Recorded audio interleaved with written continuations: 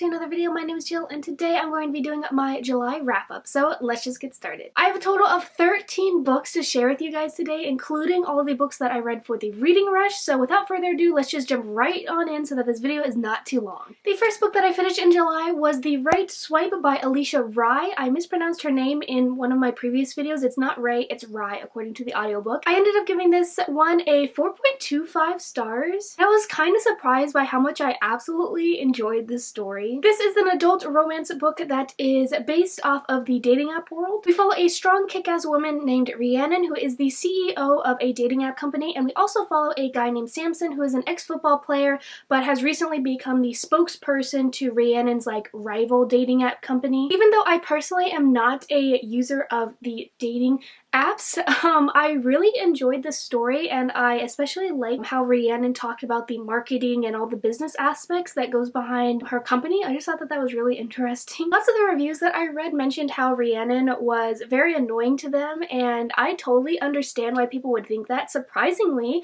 I did not find her that annoying. She does do some dumb things and misunderstand situations at some point that you're just like, girl, stop. But overall, I just thought that she was a bad bitch and I just loved rooting for her. She was not afraid to get what she wants out of her business and out of her life. In this book, there are also mentions of CTE, which is chronic traumatic encephalopathy, I think, which is the disease of the brain that athletes get when they get multiple concussions. And so since Samson is an ex-football player, there's sort of a lot of discussions on that, and I just thought that added a little bit to the story and I really liked seeing it. Samson was also such a sweet pea, and I think he really was able to balance out Rhiannon, who was kind of a firecracker, but Samson was just such a sweetie, and so I think that they fit each other very well. I loved it so much. Next up, I read a physical book. I was actually really surprised. I only read 5 physical books, which means that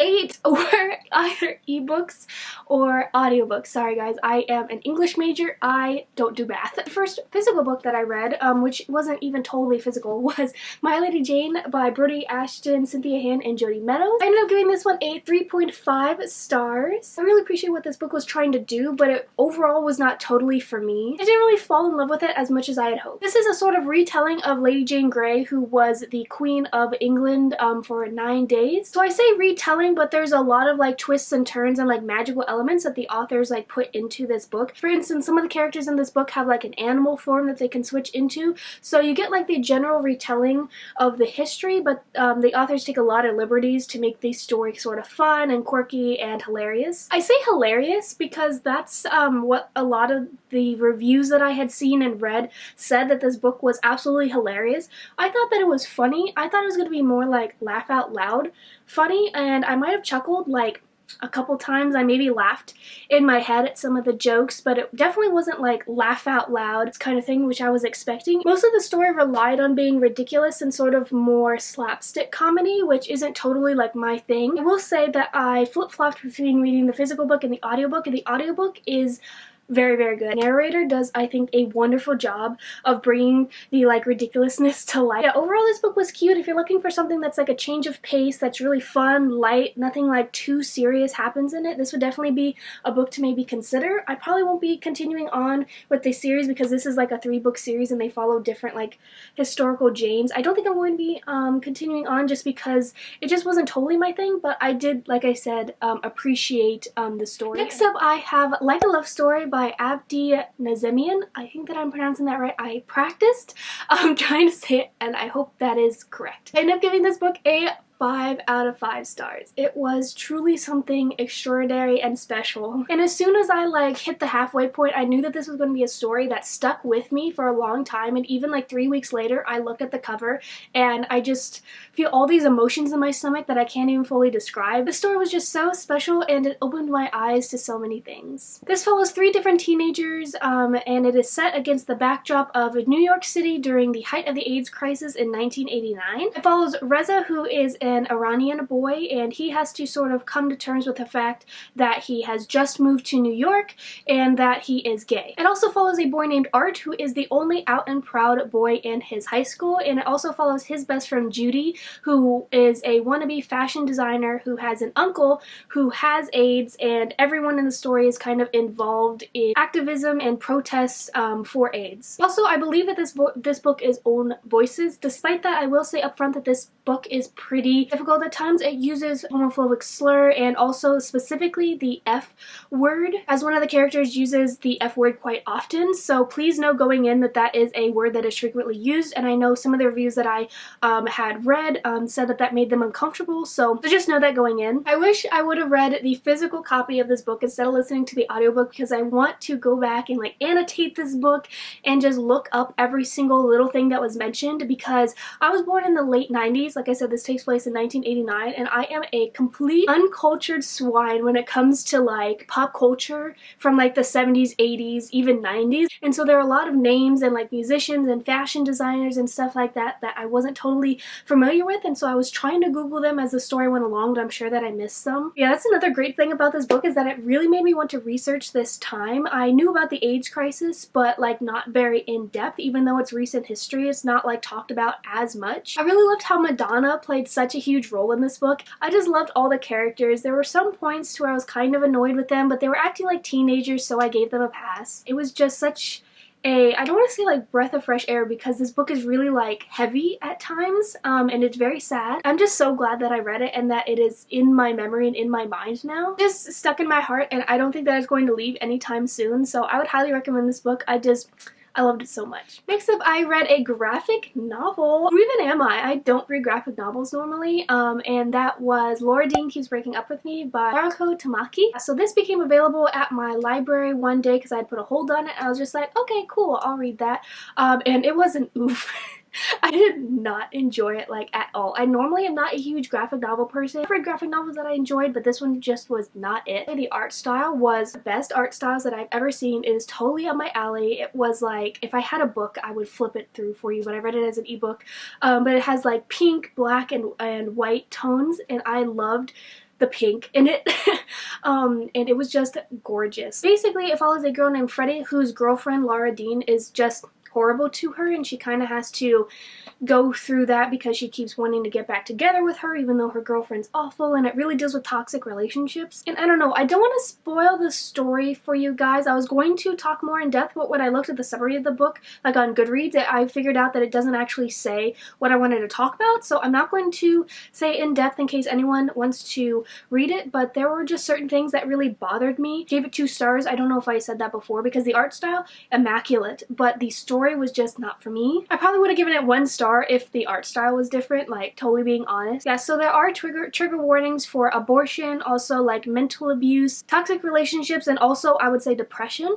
So if any of those make you uncomfortable, probably don't pick this one up. Oop, my camera is dying. Let's see how far I can get through this on my battery. The next book that I read was The Honey Don't List by Christina Lauren. This was very average. I gave it 3 stars. This is, I don't even know what number of Christina Lauren book this is for me, but this is definitely a romance book for the HGTV fans out there. I'm like a very like casual on the cusp watching HGTV. Like I do it sometimes, but I definitely like don't do a lot. If you don't know, HGTV is like the home renovation kind of channel. It follows Carrie and James, and they are the assistants, or they work for the most like famous lovey-dovey married renovation couple out there, the Tripps. But it becomes very quickly apparent that the Tripps don't like each other as much as they like the public to believe, and so Carrie and James are forced to go on the Tripps book tour with them in order to sort of keep the peace and make sure that they don't do anything stupid that the public will see and ruin their image. The book kind of took some wild turns. Like Christina Lauren tried to add like this mystery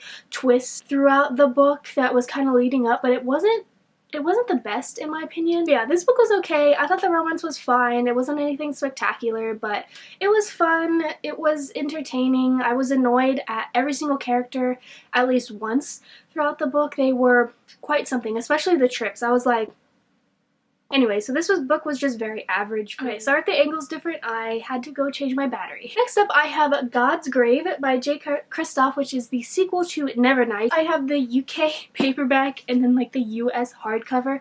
I don't know what happened when I bought this book. Either Amazon messed up or I just have zero reading comprehension, because I wanted the paperback version because I didn't want to spend like $25 on the hardcover, but I ended up with this, so you know, I've gotten over it. Anyway, good lord, was this book brutal. I ended up giving it 4 stars because I was originally probably going to give it either like 2 or 3 stars, but the ending, I see you, Jay Kristoff, the ending was brilliant, and I very much appreciated all the build-up throughout the whole book to it. It was good, so I ended up giving it 4 stars. However, the first like 2/3 of this book felt like a slow descent into hell and madness and violence. There are huge trigger warnings for the series in general, just with explicitly described violence, but I feel like this book just took Nevernight to a whole nother level in terms of violence. Now, I want to say that I don't like shy away from violence. I'm not like, oh my god, blood, I can't deal with that, because Game of Thrones is one of my favorite series ever, TV series. I haven't read the books. I don't plan on reading books. The book really pushed my threshold about how much I could handle. I felt like Jay Kristoff like googled up different ways to kill someone with a knife and a sword and put like every single one in this book and then some. Like, there is a lot of death. Not to be too much sometimes. Like, the world right now is kind of in chaos, and I didn't really want to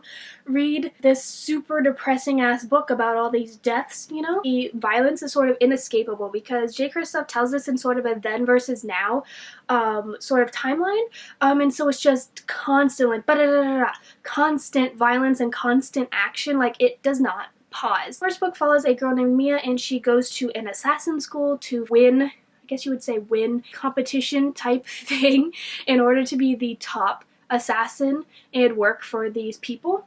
Anyway, so this book follows immediately after that. Yeah, and then ended up being pretty good, but this is definitely not for the faint of heart. Maybe it's just me, but it pushed my limits in terms of violence, so just know that going in. Now we're going to move into my reading rush wrap-up portion of this video. I was originally going to do a separate wrap-up for the reading rush, but all the shit hit the fan, and so I just decided to put it into this video. So I ended up having a very, very successful reading rush. I ended up completing all the challenges, reading 6 books at a total of 2,052 pages in 7 days. Actually in 6 days, because I didn't read any on the last day. The first book I listened to was All Boys Aren't Blue by George N. Johnson, and this completed the challenge of read a book from a genre you don't normally read, and this was a memoir, and I like never read memoirs. I ended up giving this book a 3.5 stars. This is a memoir manifesto that follows obviously George himself as he struggles to grow up being a black queer boy.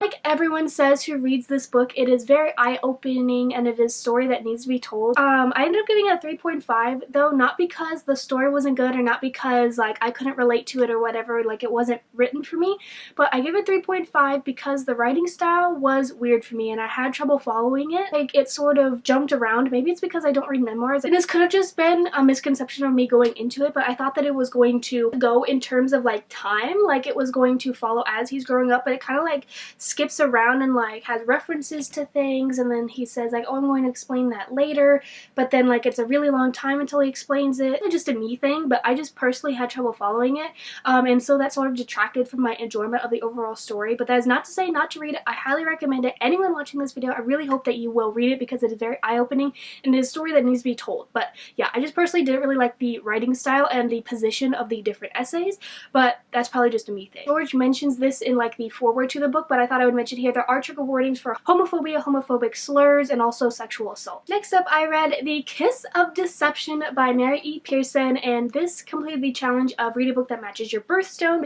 and this also satisfied the read the first book that you touch, because in my TBR video I randomly dropped my books on the floor and touched the one that I was going to read physically first, and so this is the first physical book that I picked up, and I was so surprised by this book. Like, I've had this series on my shelves for like 5 years. I wasn't sure if I was going to like it. I just didn't have the highest hopes for this book. I loved it. Will admit it is kind of tropey. It follows a princess named Leia. She escapes her kingdom when she is forced to marry this guy that she's never met, and then these 2 guys run after her. One that is an assassin sent to kill her, and then the prince that she was supposed to marry, and you don't know which one is which, and I know it's supposed to be like a plot twist. You don't know who's who, and when the reveal comes, you're like, oh my god, that's such a plot twist. Mary Pearson got me. I thought wrong, and so I did have that plot twist enjoyment element Does that make sense? I enjoyed the plot twist in this book. And listen, is this the best book critically? No, it is kind of tropey. There's a love triangle, but I personally just had so much fun reading it, and I cannot wait to read the sequel, and it was just such a surprise. I thought that I would not like this book as much as I did. It was so entertaining. Next up, I read Dear Martin by Nick Stone, and this is an ARC copy, that's why the cover is different, but I read this book for the Read a Book Outside challenge, and I did not go outside. I listened to nature sounds and read this book like next to my window because, as I said in my TBR video, I was not about to go outside because it is like 116 degrees Fahrenheit, and I tried to go outside for like 10 minutes and I came right back inside. I was just like, we're done. Yeah, this follows a black boy named Justice who throughout the book writes letters to Martin Luther King, and it deals with him facing police brutality and being accused of crimes that he didn't commit. This book was pretty short, so I wish that there were more development on the characters because they kind of felt really 2D for me. You know, I still liked it, and this is a story that needs to be told, so if you haven't read it yet, I really highly suggest that you do. I just wish that the characters had a little bit more depth to them. Next, get ready guys. Next, I read my favorite book of the readathon and probably of the month, one of my favorites of the year, my favorite romance of all time, I think. I'm really hyping this book up, and that was Take a Hint, Dani Brown by Talia Hibbert. Oh my god, I feel like my heart is bursting just to talk about this book. This book, I wish that I had the physical copy so that I could like hug it and squish it because it was just so wonderful. This is an adult romance book, which is the companion book to Get a Life, Chloe Brown, which I didn't end up loving. Lots of people love it. I still recommend reading it, but I ended up giving it 3 stars because the second half was a bit weird for me. Alright, let me pitch this for you, and I'm probably going to miss like a few of the details that make it awesome, but we're just gonna go for it. So this follows Danica Brown, who is a witch, and she is bisexual. She's an English professor, and she isn't really ready for a serious relationship. She's more of a casual dater. And then we also follow a guy named Zafir, who is this sexy, brooding bodyguard who has anxiety disorder, and he also reads romance novels in his free time. When a video of Dani and Zafir being cute together goes viral, they decide to fake date in order for the charity that Zafir runs to get some more media attention. So must I say more? This book has everything in it that I love. This was truly and utterly perfect. Like, there was not a single character in this book that I found annoying, which is a big thing for me. I normally get annoyed at one of the main characters at least like once when I'm reading a romance book because like lots of times they just do dumb shit. But this book, flawless, perfect, wonderful, loved it. I loved the sisterhood, I loved the romance, the smut scenes were beautiful. I want to reread it already. Oh yeah, and obviously 5 out of 5 stars, and this completed the challenge of read a book that's set on a different continent than you because this set is set in Europe. Yeah, I highly recommend the audiobook. The audiobook is great, but I also wish I had the physical book so I could hug it to me forever. Next, I read another surprise book just because I didn't think that I was going to like it, and I ended up really enjoying it, and that is Hunted by Meagan Spooner. I ended up giving this a 4 out of 5 stars, and this completed the challenge of read a book that's based off a movie you've already seen, and I kind of cheated with this because I didn't have any other books, and I decided, so I kind of cheated and used Beauty and the Beast for this challenge because I didn't really have any other books. So this is a Beauty and the Beast retelling. Also integrates Russian folklore and truly reads like a fairy tale. And I'm not talking about Disney, I'm talking about the old school like Grimm's, Hans Christian Andersen fairy tales. Last semester in my college, I actually took a fairy tale course, like it was dedicated to fairy tales, and it was so much fun, and this just reminded me of that class. It just really had the feel of a fairy tale. The book is definitely more character driven, which appealed to me, but I know it won't appeal to other people. Not a lot happens in this book. It was so whimsical and magical. Yeah, I highly recommend it if you like Beauty and the Beast retellings. I know someone commented on my video that said it was their favorite Beauty and the Beast retelling, and dare I say I might agree. The final book I read in the reading rush was The Black Flamingo by Atta, and this completed the challenge of read a book that starts with the word the. The synopsis basically talks about how it's about a biracial queer boy who ends up finding comfort in drag, and that's what the synopsis says, but the drag kind of comes at the very end, and it's more about him growing up and all the hardships that a biracial queer boy has to go through. It was short and insightful. I ended up giving it 4 stars. The audiobook was only like 3 hours, but yeah, there are trigger warnings for homophobia and probably homophobic slurs, if I'm remembering correctly. Yeah, it was pretty good. So that was the end of the reading rush, and after that I finished one more book, and that was Clap When You Land by Elizabeth Acevedo. This is my third Acevedo book, and I think that it is my second favorite. With the Fire on High is still my favorite. That book was so great to me. This book deals with two teenage sisters who don't know about each other because their father has been living this sort of double life, and their father is actually the victim in a plane crash while he's on his way from New York to the Dominican Republic. And yeah, so one of these sisters lives in the Dominican Republic and the other one lives in New York. And yeah, this is based off an actual plane crash that happened a few months after 9/11 that really devastated the Dominican Republic because the flight was mostly made up of Dominicans. My enjoyment of this book was probably a 3 stars, but the beautiful story was probably like a 5 star, so I ended up giving it a 4 star. I say that I didn't personally like enjoy it that much because I was listening to the audiobook, which I highly recommend. Always listen to the audiobook for Elizabeth Acevedo's work because she narrates them herself, but I found it really hard to distinguish between the two girls. I feel like they had very similar voices, and so I was constantly like, who's talking, who's who, and because of that I was not super connected to one girl in particular, not really to any of the other characters or the story in general. 3 stars for that, but like I said, the overall story and the audiobook and the way that Elizabeth Acevedo narrates it was beautiful. But yeah, I still highly recommend it. Yeah, there are trigger warnings for sexual assault, also death of a parent, plane crashes, also stalking. Okay, so those are all of the books that I managed to read in the month of July. I am very, very proud with how my reading ended up this month. I know this book is probably long despite me trying to talk fast and only say the most vital things, so thank you so much for watching if you made it to the end of this video. Please give it a like if you enjoyed and comment down below what your favorite book of July was. I also have my Instagram, Twitter, and Goodreads all linked in the description box if you guys want to follow me over there. And yeah, I will see you later in another video. Bye!